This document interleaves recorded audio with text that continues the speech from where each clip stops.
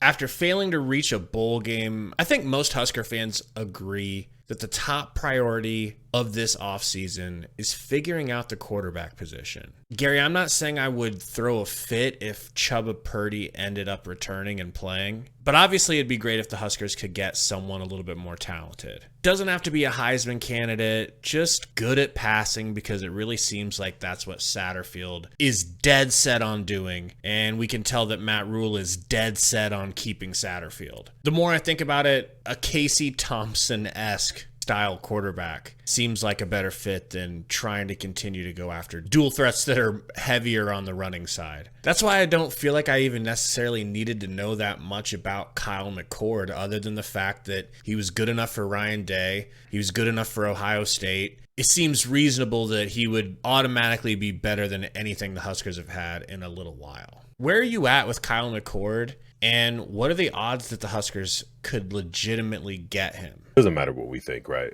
Satterfield's visited 5 quarterbacks. Rhule kind of made his push without making a push, if that makes sense. When he said in the press conference, make no mistake about it, he kind of went public and talked about the dollar signs that would be necessary to bring in a guy that people would like to have, right? And to your point, an upgrade at quarterback, and that could be another offseason improved Chuba Purdy, right? It could be another offseason improved Heinrich Haarberg. We don't know, but it sounded to me, or it came off to me like he was kind of making a push, making a statement that we need somebody to open up a checkbook so we can go get a guy to fix these problems we had. They obviously tried working on the turnovers. It didn't help, and it was throughout the entire quarterback room. So from that standpoint, I mean, any of these guys in the top 10, maybe even 15 rating as far as the portal goes in quarterbacks is going to be an upgrade. I mean, somebody who's just not going to turn the ball over. I think I'm kind of on the outside of most people as far as wanting him just for the sake of I watched a lot of film on him when I heard that he was,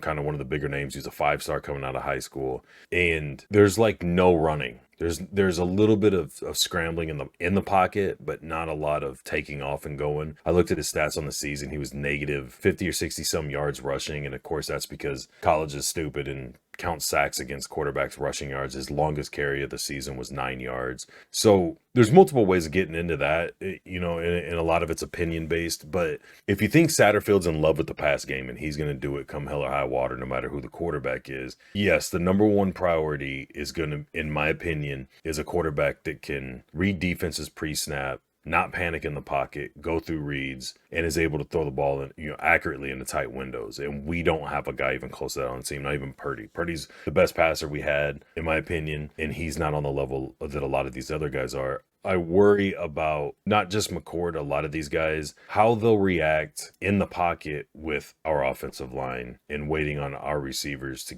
get open. Marvin Harrison Jr. had like almost half of the receiving yards that McCord threw for. And I think Harrison caught 14 touchdowns, McCord threw for 24. So he's if he comes to Nebraska, he's not going to have a Marvin Harrison Jr. waiting here for him. And he's not going to have the same offensive line he had. So not to really teeter or be on the fence, I would love an upgrade. I would really like a guy who's accurate and can do all the things I already said and can just run like Wisconsin did against us. We don't need to see, and I know the glory days, that's what we did. Football's changed. The program's changed. We don't have the line and the ability to run our quarterbacks like we used to. That's why we haven't had a healthy quarterback for an entire season since, the early 2000s, like Eric Crouch maybe, and I know he got banged up his Heisman year, but I'm probably missing somebody and I'll get called out for it. That's fine. But I'm just saying, it's harder for the defense to stop quarterbacks who you're not expecting to run when it's not a design run play. When everybody's worried about pass protection and then they either have to keep a spy on you or you take those yards that are given. That's how Wisconsin beat us, right? And they even said, Tony White said, defense got to a point where they were just trying to stop the quarterback draw. And it was like,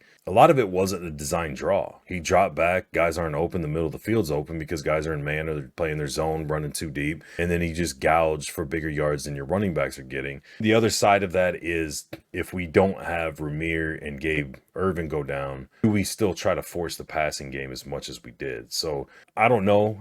Like I said, that's that's what I would like to see as far as the quarterback goes. As far as McCord is concerned, I think his passing game is great. I think the way he reads, the way he kind of throws some guys open, trusts the receivers and gets the ball out. There's not a lot of back foot lobbing up grenades like we've seen from guys, throwing into tight windows, not panicking, moving in the pocket to extend the play, but not panicking and running or just throwing the ball away or, trying to bail out on the play. So for sure, he'd be an upgrade. I'm not trying to downplay him at all. I'm looking more at fits when it comes to a lot of these guys. And we're going to be competing. I feel like one of the biggest advantages for Nebraska is they're not the storied program in a lot of these kids' eyes that they are to older people, like me, whatever, like you, growing up, watching them win. They don't know that. Their whole life, Nebraska's sucked and lost since they've been paying attention. But now these guys are going to make the money they're going to make. Nebraska is riding with the big boys with that. Nebraska can write $2 million checks for quarterbacks if they want to. So that changes things on the side of the people that are doing things to get paid. But do you want that? Rhule said he doesn't want that. He wants guys who want to play football, blah, blah. And it's like, okay, I get it. You got to say that. But also studs like that are going to require a big paycheck. And two, do they want the money over the development and the opportunity to raise their stock for the NFL draft? And maybe Satterfield can get it done. I don't know. But there's nothing in recent history. And you can look at Satterfield where he's been and Matt Rhule where he's been. They're not known for putting quarterbacks in the NFL. So McCord has said he wants to go somewhere where he can help raise his stock for the NFL, get him NFL ready, help develop his game further. And he doesn't want to go to a worse Big Ten school, and he doesn't want to play Ohio State. So I don't know which one of those things makes people think, oh, Nebraska's a good fit. We're not on Ohio State's level. You could argue that every quarterback that's come through Nebraska has managed to get worse. I would argue that. Maybe there's people that would argue against that. And we go to Ohio State and play them next year. So I don't think it's going to happen. I wouldn't be mad if it happened. There's guys that I would rather see, I think, fit more that mold of what I'm talking about. But at the end of the day, bare bones, if you have a quarterback that's not going to turn the ball over, you win 1, maybe 3 more games. If you have a guy who's better than what we had and doesn't turn the ball over, maybe that Iowa game means a little more at the end of the year. As far as Big Ten, who's going to go get beat by Michigan at the end of the year. So that's just kind of where I stand on it, man. It's not like a one way or the other real heavy. I don't think he's coming.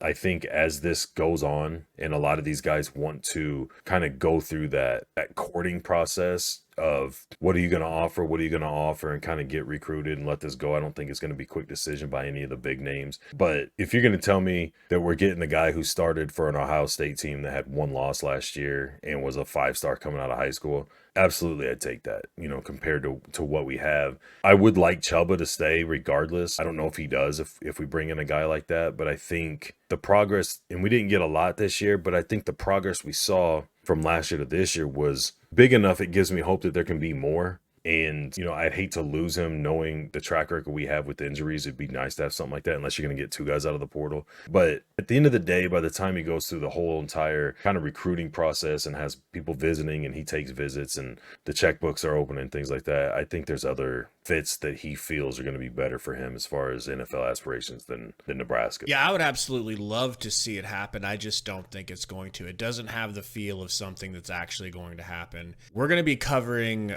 other quarterbacks, though, ones that are probably a little bit more likely to happen and possibly even better fits for what the Huskers need. Tell us what you guys think in the comments about Kyle McCord to Nebraska. We'll see you guys next time. Till then, go Big Red.